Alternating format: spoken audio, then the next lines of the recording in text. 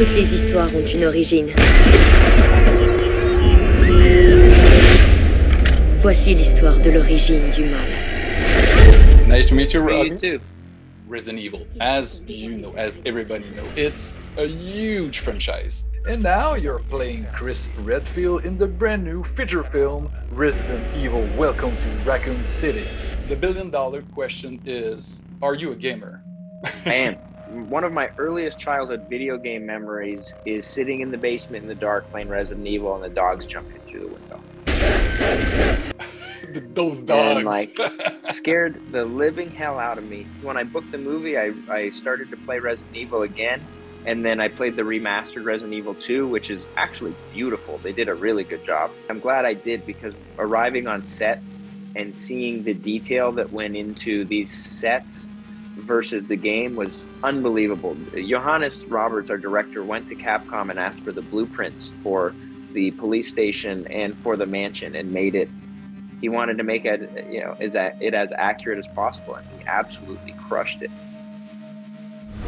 Walking into the mansion, that was just, it was so cool because it's such an iconic part of the game, of the first game. You run through the doors so many times. You're always in that room. You find the keys.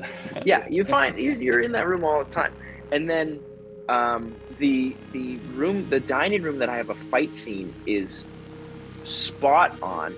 And there's the picture behind me, which somebody picked up on day one. Like, it's straight out of the game. You can tap X while looking at it, and it brings it up, and it tells you like a knight and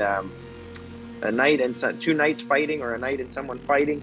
And I was just like, this is so cool that somebody thought enough to put this in.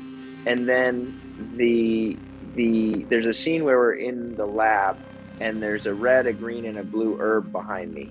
And they're never talked about, they're never used, but they're there. And I was just like, oh, this is just cool. Do you think non-gamers will be able to enjoy the movie as well?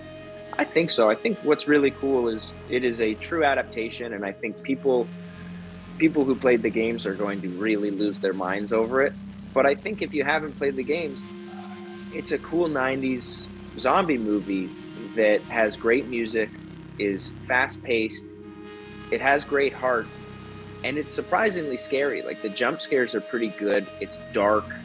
And I mean, even if you didn't play the games, Resident Evil is such a pop culture thing that you know about it, and you know about, the zombie dogs are pretty well known. Yep. The zombie dogs were terrifying. Those were some very scary Dobermans that were very well trained, but there was no acting needed when you were opposite the dogs.